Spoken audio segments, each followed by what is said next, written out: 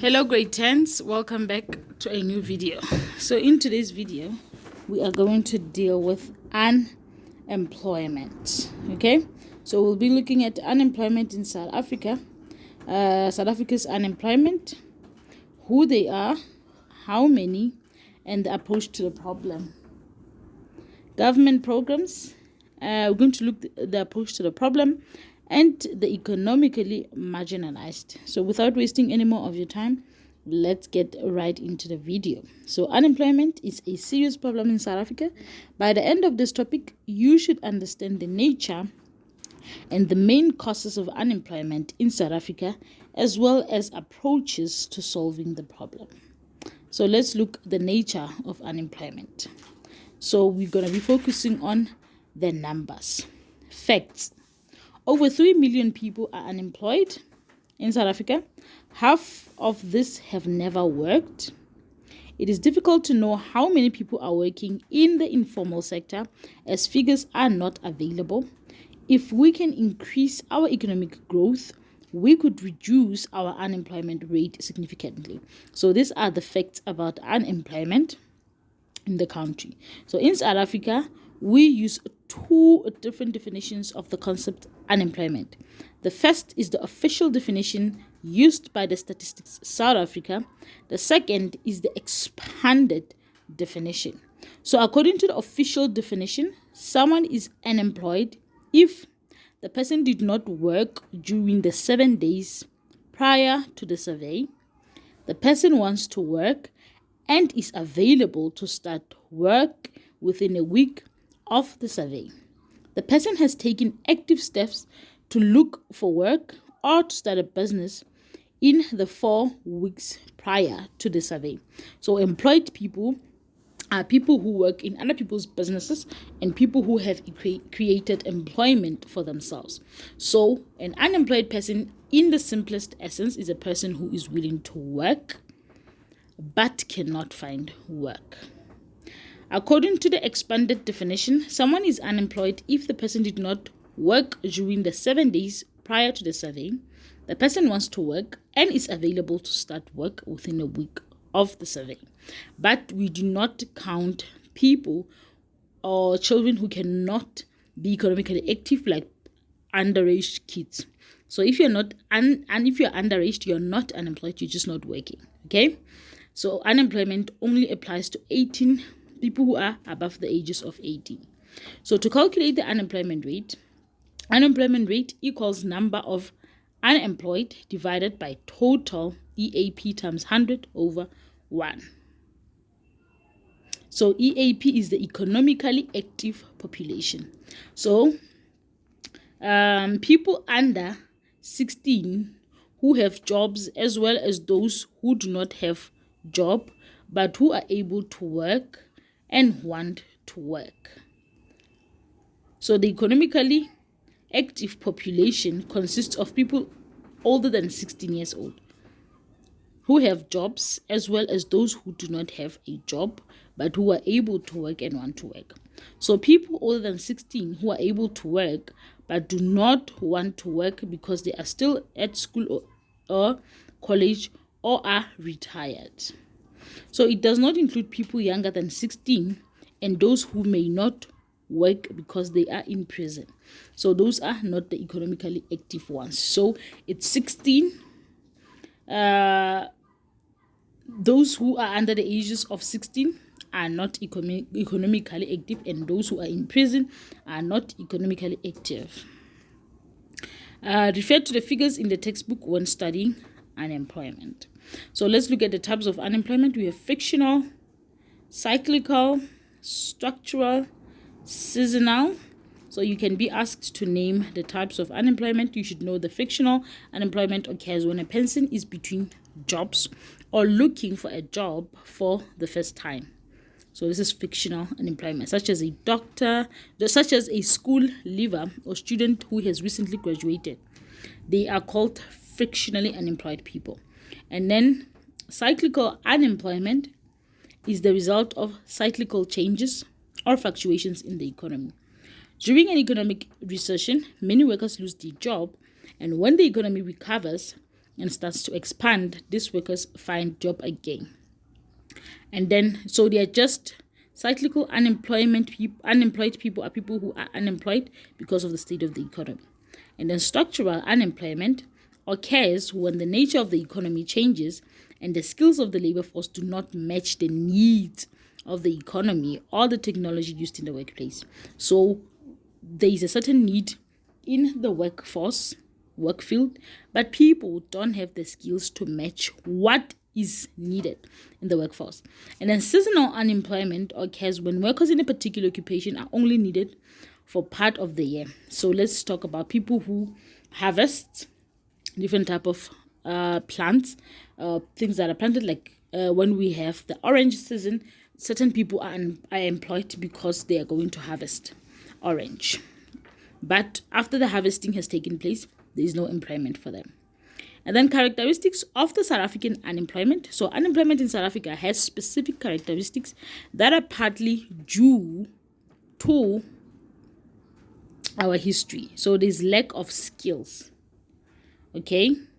In South Africa, there's lack of skills. Much of South Africa's population cannot find employment because they do not have the necessary skills. We have mostly structural unemployment in South Africa. Okay? So, you know what is structural unemployment in South Africa. One of the reasons for the lack of skills of many older South Africans is the apartheid policies of the past. And the number of unemployed, unskilled workers in South Africa is increasing due to structural changes in our economy. For example, technological development and mechanization means that machines now do much of the work. And then there's also globalization, meaning that South Africa has to compete with other economies, and then the primary sector of the economy is becoming less important. So those are one of the reasons of unemployment in South Africa and lack of skills. And then let's talk about age. South Africans between the ages of 16 and 24 years of age have high levels of unemployment. They are mostly in school. It is often difficult to find a first job because you do not have any work experience. Knowledge learned at school quickly becomes outdated, especially computer skills, as information technology tends to change very quickly. And then here we're going to talk about the causes of unemployment. Is population increase? So, or the economy or businesses that are active cannot absorb all the people that are being born and that are growing up. So increasing population can also be a cause of unemployment in that light. And then capital investment and mechanization. So competition within South Africa as well as from the global economy means that businesses are under very increasing pressure to produce more goods and services more efficiently. So businesses invest in machinery which work faster to keep up with demand. So capital investment in terms of machinery replacing people in other factories is another cause of unemployment.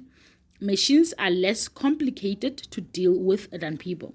So that is why people are unemployed, is because of that capital investment in technological equipment. And then we have historic reasons. The policies of apartheid prevented a large section of the South African population from getting proper education and training. So we are still grappling with the effects of apartheid even today. People are not skilled enough to be able to be absorbed into the economy and work. And then the last one is economic cycles. When the economy is in recession, we know is the shrinking phase. There is less demand for goods and services. So employment goes down. And then when the cycle is in prosperity and recovery, people are starting to get more jobs. So another thing, the economic cycle also plays a role in the unemployment rate in the country. What are the effects of unemployment? What are the consequences of unemployment? What will we get from unemployment? Poverty. Unemployment is the main reason for high levels of poverty in South Africa. Almost half of the total South African population lives in poverty, and the Unemployment Insurance Fund only provides money to people who have recently been in formal employment and have contributed to the fund. So it's not everybody that is unemployed who will get the the Unemployment Insurance Fund. And a social problem, being unemployed affects people's pride and dignity. If you are unemployed, you cannot provide for your family. So unemployment creates poverty, social problems, cost to the taxpayers. So since 2001, the government has increased its spending on social welfare grants to the poor. Just like you have seen now, the 350s that are being distributed is because of a result of poverty that was caused by the COVID-19 pandemic. So now government has to spend more. What is happening? The taxpayers' money is now going towards taking care of the less people who are not able to work. So many more people in South Africa receive grants than pay tax. So that is another issue. So let's look at approaches to solving the problem of unemployment. How can unemployment be solved? The government has implemented a number of programs to solve the problem of unemployment in the country. So government programs to solve unemployment is the GEAR, the Growth Employment Distribution Policy, was introduced after 1994 to create more economic growth. What you have to know is that unemployment can be one of the topics for your essays, because this topic was not dealt with and you are writing your final exams in November, so they can throw in unemployment as an essay type question. So brace yourself. And then we have the ASCII SA. The goal of ASCII SA is to have poverty and unemployment by 2014. GIPSA, the Joint Initiative on Priority Skills Acquisition, was created to identify scarce skills that are needed to grow the economy. And then let's talk about growth of production. So if we increase the demand of goods and services, we have to increase production to satisfy this demand. So if the demand goes high, production also has to go high to meet the demand. Okay? And then local production. To solve local unemployment, we need to increase local production. The Proudly South African program encourages South Africans to buy South African products. And we are growing the production by local production, local businesses. The government is trying to encourage SMMEs by passing laws to help these businesses with funding and to make their tax returns and other record keeping easier. And then we have the Public Works Program.